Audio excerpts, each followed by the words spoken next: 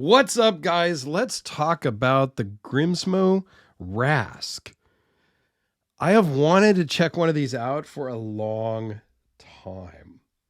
Really long time. I owned a Norseman for some time. Since sold that, I believe. No, I didn't sell it to a Therapeutic Edge, but I think I loaned him mine and then he bought one. I sold mine to another friend in Vegas. So, yeah, I owned one for a little while, and the Norseman and now the Rask kind of fall into this category of mine, like the Koenig Arius. Something that I think is super cool, something that I love to handle and fidget with and carry sometimes, but something that I just don't necessarily want to own. Like I want to own, but then I own it and I never carry them. And like I've done that with the Norseman and I've done that with the Arius before. I even did that with a Holt Spectre. Like, and that kind of falls into this same drop shut guillotine type style as the Rask. I really wanted to do a Rask video while I had a Holt Spectre, while I owned one. Timing, well, here we are. So anyway, very cool, Pelican style case with the cutout foam. You lift it up and you get your sticker and your certificate of authenticity. I love the fact when they give you a tool, there's only one, because what that means is the body screws and the pivot are all the same, which I think is a cool way to do it. And this one is different because this is a T9, it looks like. Normally, you're going to see T8 or T10. Got a T9. They also come with nano oil, which, for taking them apart and lubing them up and whatnot. You can put a drop on the detemp ball, all that good stuff. And then you get your certificate of authenticity. And here is some details on this one. If you want, let's see, you read it with there you go. What's kind of cool, I noticed right before I was filming this, is this one was made on 9/11/2001, 2021, not 2001. And the significance of that, 9/11, I actually wear a 9/11 memorial bracelet for a NYPD sergeant who lost his life in the Twin Towers. That whole thing. So we won't go into details. Everybody knows what 9/11 is. It just, there was some significance when I was making my notes before filming this video. These things are really cool. And the finish on this blade is awesome. It's acid etched and then tumbled. I think it's really cool for a couple of reasons. One, I think it just looks nice.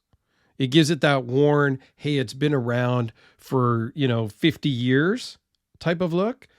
And when you're going to use this knife, you're going to get scratches and you're going to get stuff on your blades. That's just a given. You use your stuff, you're going to scratch it up a little bit. This is really going to hide those wear marks really well because of the pattern of this finishing. So if you were to get scratches or anything, it's not going to show up like normal use scratches. Yes, if you took another knife and you etched into it, you're going to see it, right? But come on. So this got their dragon scale pattern on the scales. Gold hardware, barrel spacers, all that. Steel lock bar insert. Inside, I don't know if we're going to be able to see, it's crazy heavy milling. Like that's more than 50% deep in both sides of the scales. They do put the date and the model number and serial numbers all on the inside, which is cool, as well as it's really hard to see on the spine of the blade here. You got Rask number 620, RWL 34. I think that's a cool thing to do also. I especially love it with this finish because it's not super obnoxious. This thing is way too drop shut for me, but that's okay. It's very Holt Spectre-ish.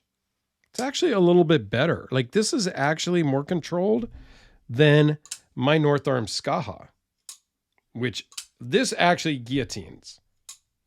Okay.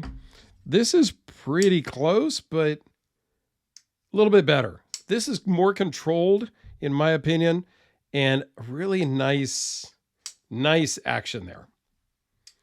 Works great in the pocket. Like, what more can you say? This is an awesome knife. A couple just real quick specs. It's just a hair over 4.5 inches. It's just a hair over 8 1/8 inches overall. Super thin behind the edge at 0.006. Blade thickness is 0.122. So it starts out thin and just gets thinner. Obviously, it runs on bearings, and it weighs in at just 3.1 ounces. Feels fantastic in the hand. It's 3.5-inch blade. Like this could be really nice daily carry knife. There is rather large gap between the lock bar and the scale, I just noticed. It just seems overly large to me, but okay. No problems with that. It works fantastic. I don't know if you can say anything bad about it, other than it's not something I would just carry. It is thin. Overall thickness is 0.393. So unlike the Skaha here, this fills your hand. This one, it feels comfortable in your hand, but you're going to have some twisty motion if you're going to use this in hard use, whatever that means. Figure that out. We've tried to talk about that on the EDC hour and can't really come up with it. But anyway, that's a different topic. I don't want to get too far off topic here. So, you know, you're buying this as a thin. Like this is basically, well, you know, think of it as a flipper Sabenza with better action. I don't know if that makes sense. In my mind, that makes sense. Very thin, very sleek, very gentleman-ish, but with a flipper tab. And the action, you know, it's a drop shut, smooth controlled, whatever you want to call it, as opposed to the Sabenza that's not. But I think this is very Sabenza-ish as far as the size and shape of the scales and whatnot. I don't know. Maybe that doesn't make any sense to anybody, but it in my mind it does. Let me do a couple of quick size comparisons. I don't think we need to belabor the Rask. Everybody knows what the Rask is, so we'll just do a couple of sizes here. That was the Spyderco Delica. How about the VC Edge interface? Similar-ish. Again, really thin. Lightweight. 3.1 ounces, 1.5 ounces, right? So half the weight. A little bit bigger, but all carbon fiber. You know, they're different animals. Similar action. Right? So similar but different. The North Arm Skaha.